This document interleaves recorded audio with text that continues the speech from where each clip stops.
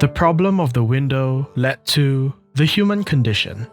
We sometimes remember a past event as being in the present. This is how we see the world. We see it outside ourselves, and at the same time, we only have a representation of it in ourselves. This is René-François Magritte's explanation of his painting, The Human Condition, and I think it's a piece of art that serves as a great reference to explore ideas involving the relationship between disability and existence in Darius Marder's Sound of Metal.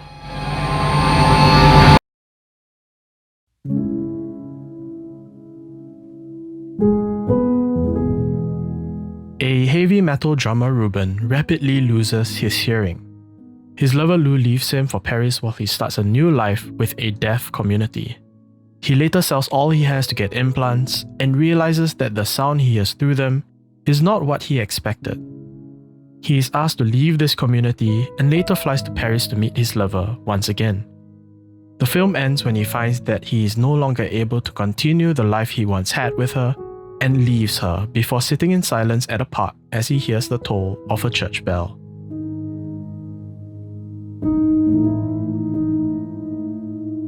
One of the ideas the movie presents is how disabilities can isolate individuals and, in some ways, even if you're not disabled, emphasizes how we are all alone in experiencing our own existence.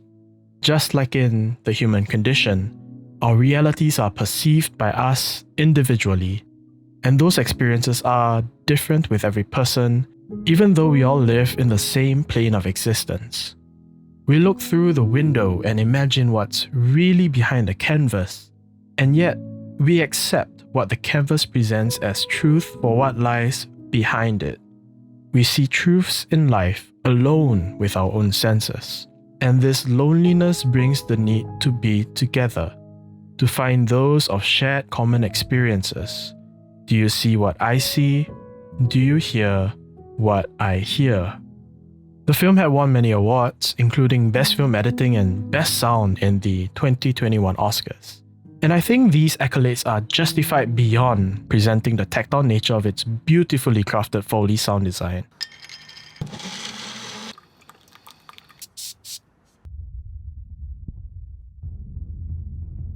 Ruben, this is not sound like you remember.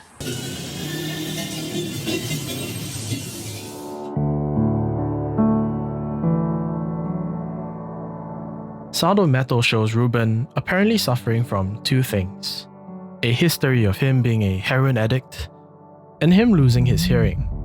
And throughout the film we hear conversations related to addiction and deafness next to each other. No doubt this narrative is part of the film's effort to state that substance addiction is a disability, but the film also suggests this notion that all of us are addicts to community. When Ruben loses his hearing and decides to live with the deaf community, he was told that the best way to rehabilitate and live with his condition is to cut off all connection to the outside world. As a trade-off, he will become acclimated to a new community of fellow deaf people just like him. Well, I think it's important that you stay here with us right now, Ruben. Learn some sign language, find some solid ground. What do you think? And yet, he occasionally sneaks away from this new community to peek into Lou's life and ultimately sets an appointment with a clinic to get his implants. This sneaking away, the act of looking over his shoulder, all of these are behaviors of an addict. Ruben, I don't understand the situation that you've put yourself in. But from where I'm sitting, you look and sound like an addict. But what was he addicted to? Not just to Lou, nor the allure of his past life, but to be a part of the normal people again.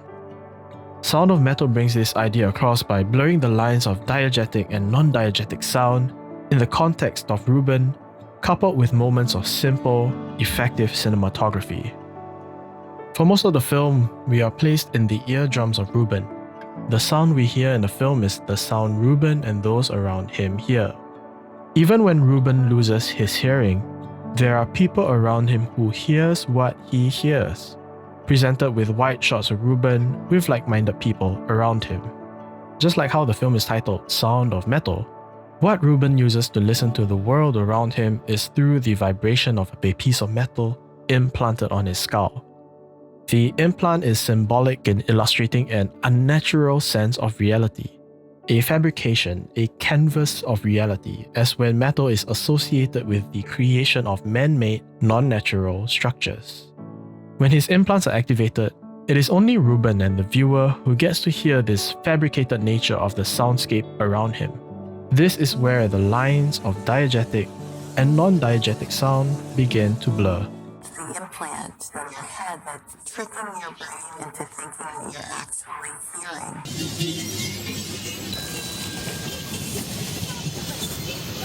The sounds heard by the people around Ruben are different to the sounds he hears, even though he and they all live in the same world. This concept of blurring the lines of what is audible in the soundscape for the characters on screen illustrates a kind of physical gap between those without disabilities and those who are disabled. It is from here that we see a difference in cinematography, showing Ruben in the crowd, always looking alone, slowly zooming in, with only us knowing what he's truly hearing. From here, he's always framed in the foreground and the people around him in the background. From here, no one else around him can hear Ruben's diegetic version of the world, making what Ruben hears almost non-diegetic to those around him. And when he removes his implants,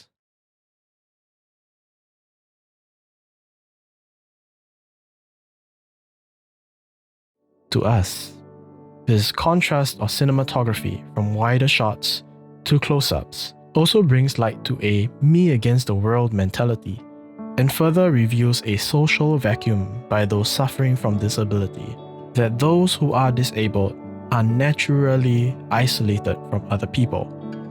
The film's director Darius Mother explains humans being social in nature perfectly. It's a movie for humans, and it's what's behind those parts of our identity, the human behind them, and I think we see into humans all over the movie, and that it's speaking to them as a human being and as part of the condition that we all share. And it is here that we see Ruben's human condition, the need to be a part of the world as he knew it again, to perceive sound like he once perceived it.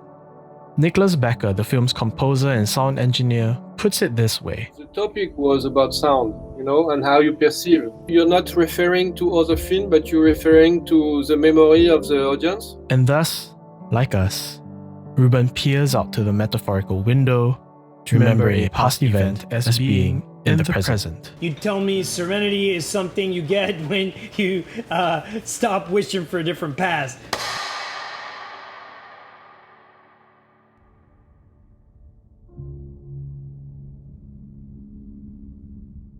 If Sound of Metal is about disability, it shows us that the key to rehabilitation is not just abstinence, but also community.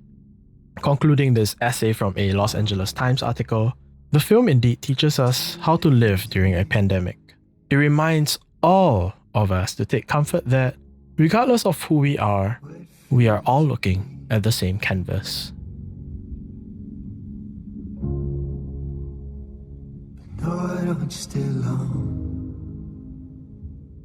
Hey guys, Coeus here. Thank you for watching this video. This is the very first video essay by PBRV, Playbomb Review. And if you like our content, be sure to like this video and subscribe to our channel. If this essay has intrigued you to watch Sound of Metal, you can catch it through Google Play or Amazon Prime. This movie hits very close to home for me. Over the years, I've developed tinnitus. Losing my hearing has always been a very real, tangible, daily fear for me. The film did so much more than just translate what that fear of hearing loss is like. It was a movie that also helped create a safe mental space for me to explore my own loneliness in this experience of fear of hearing loss. Nevertheless, Ruben's story has allowed me to wear my heart on my sleeves, to be vulnerable for just a bit as I meditate on the film's themes. Be sure to look out for more video essays. You can find PBRV on Twitch once in a while. Until next time.